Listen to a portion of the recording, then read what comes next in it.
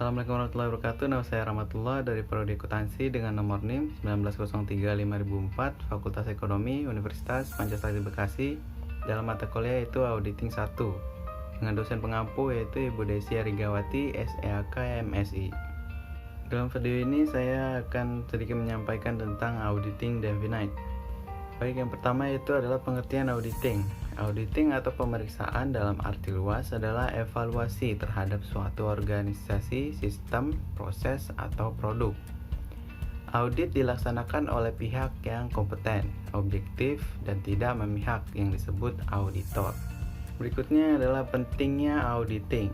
Auditing memainkan peran penting dalam dunia bisnis, pemerintahan, dan ekonomi karena itu investor dan analis keuangan sangat memperhatikan hasil kerja para auditor yang melakukan audit finansial perusahaan setiap periode akuntansi atau tahunnya dengan menyampaikan hasil kerjanya secara independen kepada masyarakat luas. Auditing adalah suatu proses yang sistematis untuk memperoleh bukti secara objektif mengenai asersi-asersi kegiatan dan peristiwa ekonomi dengan tujuan untuk menetapkan tingkat kesesuaian antara asersi-asersi tersebut dengan kriteria yang telah ditetapkan sebelumnya, serta penyampaian hasil-hasilnya kepada pihak-pihak yang berkepentingan. Yang berikutnya itu definisi auditing. Kanaka dan Mulyadi, suatu proses sistematik untuk memperoleh dan mengevaluasi bukti secara objektif mengenai pernyataan-pernyataan tentang kegiatan dan kejadian ekonomi dengan tujuan untuk menetapkan kesesuaian antara penyertaan dengan kriteria yang telah ditetapkan, serta penyampaian hasil kepada pemakai yang berkepentingan. Yang berikutnya yaitu perbedaan akuntansi dan audit.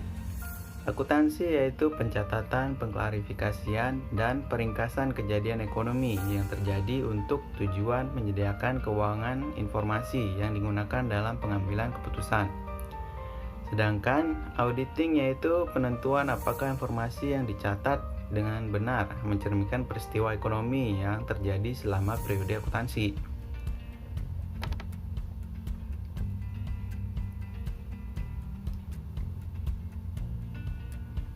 Type of auditor. Tipe auditor itu ada 3, yaitu independent auditor, internal auditor, dan government auditors. Yang pertama itu independent auditor, yaitu praktisi perseorangan atau bersama membentuk suatu usaha jasa pengauditan yang bersikap independen. Yang kedua yaitu internal auditor, seorang profesional yang bekerja pada perusahaan dalam membantu manajemen untuk pertanggungjawaban yang efektif. Yang ketiga yaitu government auditors, auditor pemerintah, bekerja untuk kepentingan dana atau keuangan pemerintah. Next yaitu tujuan audit. Tujuan audit memiliki 2 tujuan, yaitu tujuan audit umum dan tujuan audit khusus. Tujuan audit umum memberikan suatu pernyataan pendapat mengenai apakah laporan keuangan telah disajikan secara wajar dalam segala hal yang material, sesuai dengan PABU, sesuai dengan standar akuntansi yang berlaku umum (SAK), diterapkan secara konsisten, dapat diperbandingkan. Tujuan audit khusus berasal dari asersi-asersi yang dibuat manajemen dalam laporan keuangan. Asersi manajemen, contoh, kas 10 juta rupiah. Asersi eksplisit, 1. Kas benar-benar ada. 2. Jumlah kas yang benar adalah 10 juta rupiah. Dan asersi implisit, 1. Semua kas yang harus dilaporkan sudah dimasukkan. Yang kedua, semua kas yang dilaporkan adalah hak milik satuan usaha.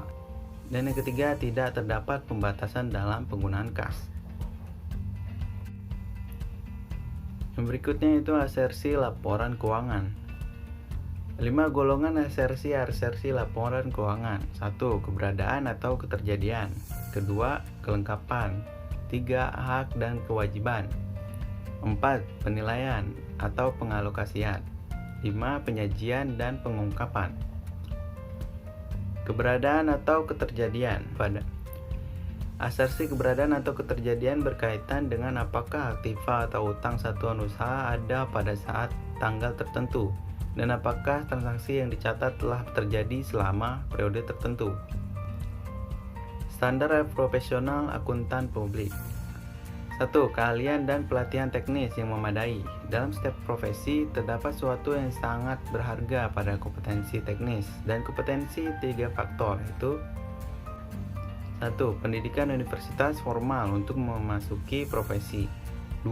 Pelatihan praktik dan pengalaman dalam auditing. Dan 3. Mengikuti pendidikan profesi berkelanjutan selama karir profesional auditor.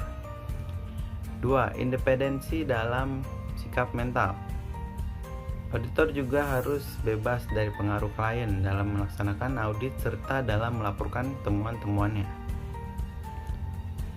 Yang ketiga itu penggunaan kemahiran profesional, seperti hanya seorang dokter yang harus berhati-hati dan menyeluruh dalam melakukan diagnosa pasien.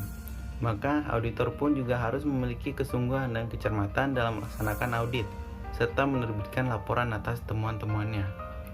Auditor harus menggunakan pengalamannya secara praktis dalam melakukan review, jujur dan tidak boleh ceroboh dalam melakukan audit. Kelengkapan. Asersi kelengkapan berhubungan dengan apakah semua transaksi atau semua rekening yang harus disajikan dalam laporan keuangan telah tercantumkan di dalamnya. Konfirmasi piutang usaha. Tujuan konfirmasi piutang usaha adalah untuk memenuhi tujuan eksistensi, keakuratan, serta pisah batas. Standar auditing mengharuskan konfirmasi piutang usaha dalam situasi yang normal. Menyediakan 3 pengecualian terhadap keharusan menggunakan konfirmasi, yaitu 1. Piutang usaha tidak material. 2. Auditor mempertimbangkan konfirmasi bukti yang tidak efektif karena tingkat responnya yang kemungkinan tidak dapat memadai atau tidak dapat diandalkan. 3. Gabungan tingkat risiko inheren dan pengendalian risiko rendah dan bukti substansif lainnya dapat diakumulasikan untuk menyediakan bukti yang cukup. Jika auditor tidak akan membutuhkan mengkonfirmasi utang, justifikasi untuk melakukan hal tersebut harus didokumentasi dalam file audit. Dalam melakukan konfirmasi, auditor terlebih dahulu harus menentukan jenis konfirmasi apa yang akan digunakan. Jenis-jenis konfirmasi yang dapat digunakan antara lain adalah 1. Konfirmasi positif. Komunikasi dengan debitur untuk mengkonfirmasi apakah saldo yang diminta pihak penerima sudah benar. 2. Formulir konfirmasi yang kosong. Jenis konfirmasi positif yang tidak menyatakan jumlah pada konfirmasi, tapi meminta pada penerimanya mengisi saldo atau melengkapi informasi lain. Konfirmasi faktur. Jenis konfirmasi positif lainnya di mana setiap faktur akan dikonfirmasi dan bukan saldo piutang usaha pelanggan secara keseluruhan. Konfirmasi negatif. Jenis konfirmasi yang ditujukan juga kepada debitur tetapi hanya meminta respon jika debitur tidak setuju dengan jumlah yang dinyatakan. Penetapan waktu. Bukti yang paling dapat diandalkan dalam konfirmasi adalah bukti yang baru diperoleh jika konfirmasi itu dikirim sedekat mungkin dengan tanggal neraca. Berikut adalah contoh konfirmasi faktur dan negatif. Konfirmasi faktur yang berisi tentang PT Indomarko Semarang 1 September 2018, surat konfirmasi piutang. Kepada yang terhormat CV Mitra Widya, Semarang. Berikut ini kami sampaikan catatan mengenai kewajiban Anda kepada kami per 31 Agustus 2018. Apabila terdapat ketidaksesuaian, mohon hubungi staf kami, yaitu Saudari Hani dengan nomor telepon 024 sekian. Dengan laporan tanggal 10 Agustus 2018, keterangan faktur nomor 102 dengan jumlah 6 juta.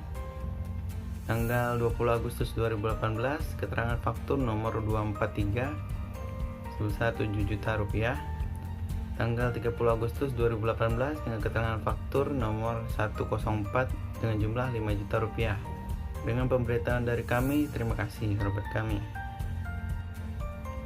Yang berikutnya itu contoh konfirmasi audit negatif, yaitu berisi tentang PT Permata Hijau Jalan Pendananan nomor 29 Semarang, konfirmasi piutang.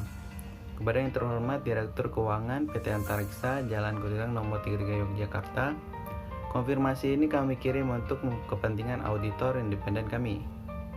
Menurut catatan kami, saldo piutang kami ke PT Antariksa per 31 Desember 2007 adalah 300 juta rupiah. Jika saldo tersebut tidak sesuai, mohon penjelasan. Penjelasan mohon dikirim ke alamat auditor independen kami dengan menggunakan amplop jawaban yang telah kami sediakan. Baik, mungkin itu saja yang dapat saya sampaikan. Kurang lebih saya mohon maaf. Terima kasih.